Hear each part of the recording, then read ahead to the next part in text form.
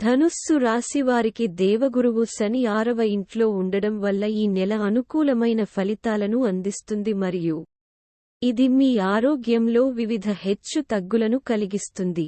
ఆర్థిక రంగంలో ఖర్చులు కూడా పెరుగుతాయి. అయితే స్థానికుల వ్యక్తిత్వం మతపరమైనదిగా ఉంటుంది. మీరు మంచి పనిలో మీ చేతులను పరీక్షించగలుగుతారు మరియు అది సమాజంలో గౌరవాన్ని కలిగిస్తుంది. కుటుంబంలో అశాంతి వంటి విషయాలు మిమ్మల్ని ఇబ్బంది పెడతాయి. కెరీర్ పరంగా చూస్తే ఈ నెల ఒడిదుడుకులతో నిండి ఉంటుంది. 10వ స్థానానికి అధిపతి అయిన బుధుడు 4వ ఇంటిలో కూర్చుని బలహీనమైన మీన రాశిలో కూర్చుంటాడు. అలాగే రాహువు మరియు కుజుడు వంటి గ్రహాలు బుధుడితో తగిన మైత్రిని ఏర్పరుస్తాయి. ఇది ఎవరితోనైనా వివిధ రకాల వాదనలకు దారితీస్తుంది. మాటల వల్ల వచ్చే పొరపాటు వల్ల పని స్థలం అననుకూలంగా ఉంటుంది మరియు ఉద్యోగంలో కొన్ని రకాల ఇబ్బందులకు దారి తీస్తుంది. విద్యార్థుల గురించి మాట్లాడినట్లయితే నెల ప్రారంభంలో అనుకూలమైన ఫలితాలను అందించే అవకాశం ఉంది. 5వ ఇంట్లో ఉన్నతమైన రాశిచక్రం యొక్క సూర్యుడు శుక్రుడితో పాటు కూర్చుంటాడు.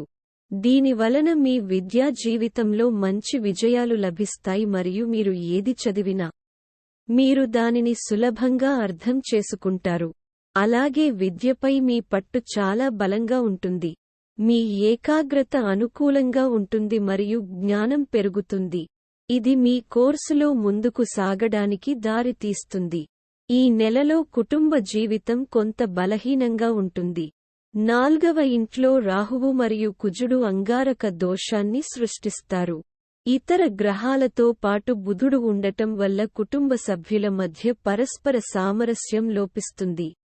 కుటుంబ జీవితంలో అశాంతి పెరగవచ్చు మరియు వివిధ ఆరోగ్య సమస్యలు స్థానికుల తల్లిని ఇబ్బంది పెట్టవచ్చు. కేతువు 10వ ఇంట్లో కూర్చున్నాడు మరియు ఈ గ్రహాలు కుటుంబ జీవితంలో వివిధ సమస్యలను పెంచుతాయి. ప్రేమ సంబంధాల వ్యక్తుల గురించి మాట్లాడినట్లయితే నెల ప్రారంభం స్థానికులకు అనుకూలంగా ఉంటుంది.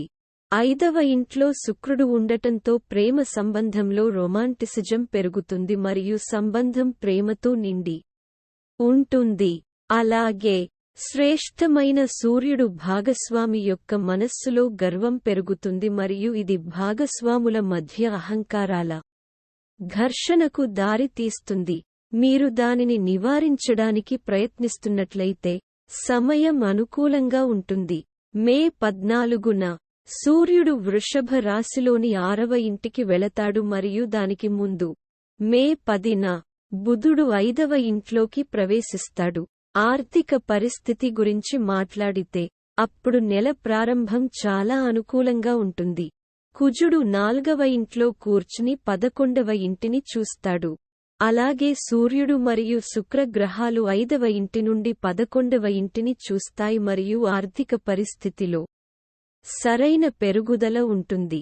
మాసంలో ఆర్థిక లాభాలకు కూడా మంచి అవకాశాలు ఉన్నాయి. ఆరోగ్యం దృష్ట్యా మాసం కొంత బలహీనంగా ఉంటుంది.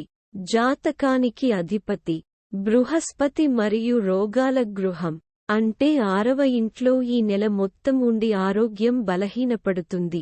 మే 3న బృహస్పతి తిరోగమన స్థితికి వస్తుంది మరియు ఇది వ్యక్తుల మొత్తం ఆరోగ్యాన్ని బలహీనపరుస్తుంది. దాని కారణంగా కడుపు సంబంధిత సమస్యలు ఉండవచ్చు మరియు ఛాతీ చికాకు, ఇన్ఫెక్షన్లు లేదా బిగుతు వంటి సమస్యలు కూడా ఉన్నాయి. పరిహారం: ప్రతిరోజూ సూర్య భగవానుడికి అర్ఘ్యం సమర్పించాలి.